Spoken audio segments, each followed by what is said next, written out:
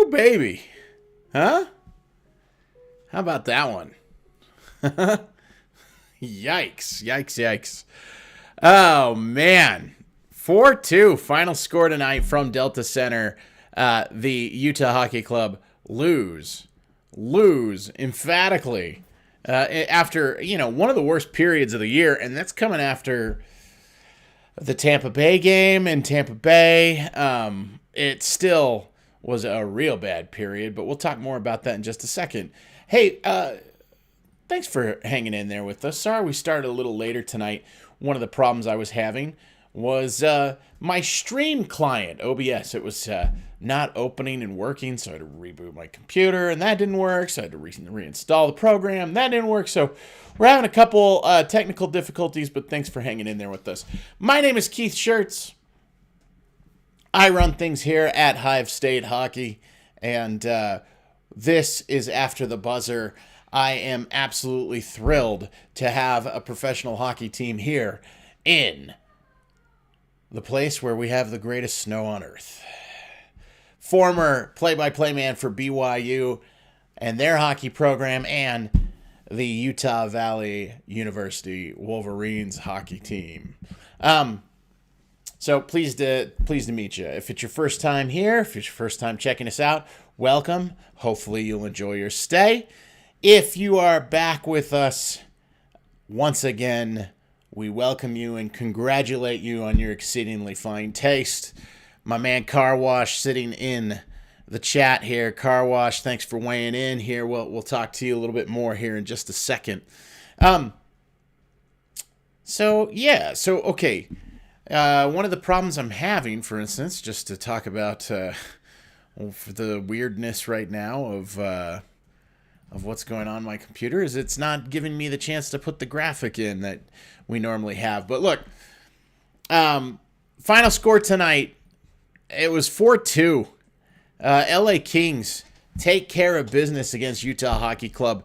They absolutely cruise in the third period. There was a 44-second period of the third period where they went 4-on-4 as a result of penalties, matching minors against Kevin Stenlin and Anze Kopitar. Kopitar and Stenlin both go to the box, and it turns out that maybe Kevin Stenlin is more valuable to Utah Hockey Club than Anze Kopitar is for the Los Angeles Kings. We're just kidding. But man, oh man, did everything fall apart during that period on the 4-on-4. I thought that maybe it would be a good stretch of the game because it would give an opportunity for Utah to be able to attack without worrying about trying to get through that neutral zone trap that the Kings just do so well. You have to respect the ability of the Los Angeles Kings and what they do in their neutral zone trap work.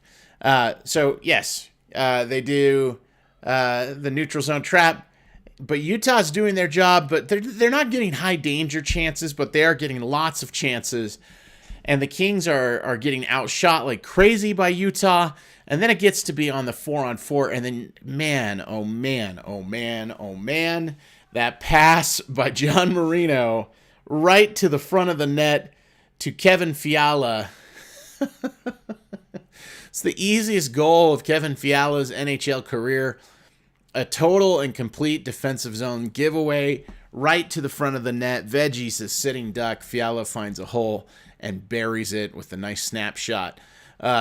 And then later in the 4-on-4, not about 30 seconds later, Clayton Keller walks it into the offensive zone for the Utah Hockey Club. He has a drop pass along the boards. He could get it to Dylan Guenther, and they could begin the process of trying to work their way through it. He waves off the pass to Dylan Guenther. He walks into three defenders. He sends a backhand saucer pass through all four of the Los Angeles Kings sticks. Very, very, very difficult pass to make by Clayton Keller. He misses that pass, and then Trevor Moore is able to get on to the end of it because he makes a hit, and then the puck is free, and the next thing you know, because Philip Deneau gets his stick to it. Trevor Moore makes the move to it. He makes the hit, and then he's got a breakaway chance against Vejmelka, and he scores. So that stunk. And then obviously the empty netter by Drew Doughty. Sometimes you get lucky. I know he was meaning to hit it in the net, and he did. So Drew Doughty gets that one. Let's talk about the second period goal, credited to Adrian Kempe, his 33rd of the season. Goalkeeper interference is just a call that is going to be very, very difficult. Very, very difficult for the NHL to litigate for the remainder of this season. They're absolutely going to have all sorts of trouble trying to figure out what is goalkeeper interference and what is not goalkeeper interference. Look, I think there's obviously significant contact with Vejmelka. Vejmelka had the puck in his glove. Now they're saying that Kempe was hit by Logan Cooley. I think Kempe was, skating so fast and so hard. He was driving the net plenty hard. Logan Cooley was there with him. I mean, is the question is, was Adrian Kempe going to get into Veggie whether, Logan Cooley was there or not? And I think the answer, in my opinion, is yes. But Logan Cooley's there. He's got a stick. He's got his arm wrapped around. He's got his arm down by his hip. And he's obviously moving Adrian Kempe. So if Adrian Kempe did try to put on the brakes, it would be hard for that to happen because he's being tied up by Logan Cooley. So they call Logan Cooley. They say that he drives Adrian Kempe into Veggie. Veggie then loses the puck out of his glove, and it goes onto the ice down beneath his pad, his kick pad. And the next thing you know, it's in the back of the net. And, they give the goal to Adrian Kempe, and, it's one of those, it would have never been scored had the goalie not been interfered with, but because they felt that Adrian Kempe wasn't going to be in the goalie. Anyway, we've seen all of these soft, like incredibly cottonelle tissue soft goals be taken off the board because of the most minor contact with a goalie possible. I mean, as incidental, as minor, as non-consequential to everything. We have seen that get wiped off more often than not this season. They take a look at the way that this one was called, and I just thought, look, obviously Adrian Kempe's going to go to the blue paint. Obviously, he's trying to get there and create problems with the shot coming in. He's made, there could be a rebound, all the reasons. He's driving the net, and the next thing you know, he and Cooley are tangled up. He's going to the blue paint all the way. He's going to the blue paint. They get tangled up, bang, and there you have it. There you have it. They give the goal. The puck comes out of the glove of Vejmelka onto the ice. Vejmelka gets hit. It causes his leg to go back, and the puck goes into the net. They give the goal to the Kings in that circumstance. So, listen, once again, I do not know what a goal is anymore. I don't know that rule. I don't know how any of it works. I can't, for the life of me, get my head around it.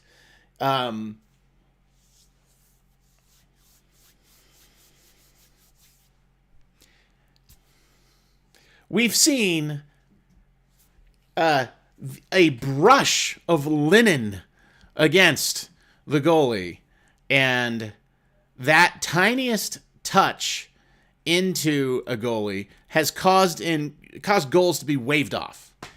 And tonight we saw quite a significant collision that made a puck go out of the catching glove. And wow, just a really bizarre. I do not know what a goal is anymore. I just don't know what a goal is anymore. Can't figure it out. Can't get my brain around it. So, there we are. With the win tonight by the St. Louis Blues and the loss by the Utah Hockey Club, they, first of all, St. Louis now moves past Utah's maximum points now. They're at 80 points with 6 games remaining. They could get to 92 points, which was the number we were looking for them to get to. And that would require St. Louis to lose out the rest of the way. Because St. Louis is sitting at 91 now. And so there is basically no chance, and we knew this anyway, but no chance to get to St. Louis other than them losing every single game the rest of the way. Utah Hockey Club would need to go undefeated in their final 6 contests to get to the wild card spot.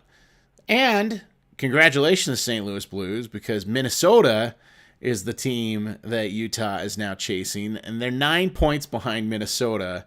Both teams have 6 games left.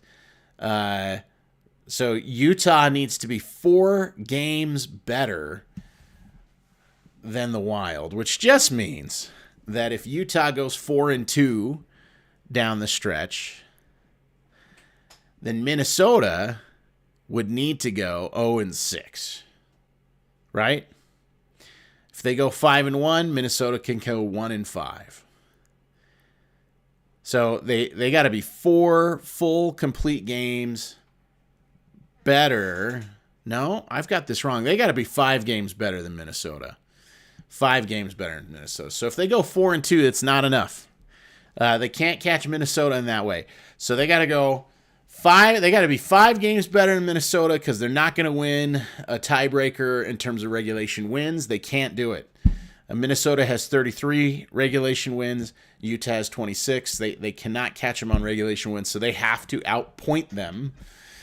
And so Utah is officially 1 game away from being eliminated, I believe. Their next contest, of course, in that scenario, in that dire scenario, is against the best team in the National Hockey League, the Winnipeg Jets. So, a tough spot for the Utah Hockey Club. Anyone who keeps holding on to hope that they still, just maybe could find their way into the wild card. They need a lot of amazing things to happen here. Minnesota needs to lose all 6 of their final games. Utah needs to go 5-1 in that circumstance. Calgary, who's playing reasonably well recently, they would need to have Calgary have a meltdown down the stretch here. They got to be at least 3 games better than Calgary. Calgary also has 7 games left instead of 6. So anyway, the race is almost over, and we are almost out of our misery. Just wanted to bring up here couple things. There's been conversation about with the full program of players, this team would just be so much better with a full program of players, that if they, had all of their defensemen all year long, they definitely would have been a playoff team this year. And maybe, I don't know that that's true, but they've now played 20 games with everybody. They've basically had everybody. This is on the blue line. They've had Marino and Durzi for the last 20 games. In that stretch, they've gone 10, 8, and 2. So they have scored 22 out of 40 points. So that's a .55 point percentage. Okay, they're gathering in 0.55% of the points that they've gotten all season from that. And the thing that I think is just kind of interesting as you take a look at that, as you break that down, with Sean Durzi, this team's point percentage is .55. To make the playoffs, In the Western Conference, you need a .586, so they would be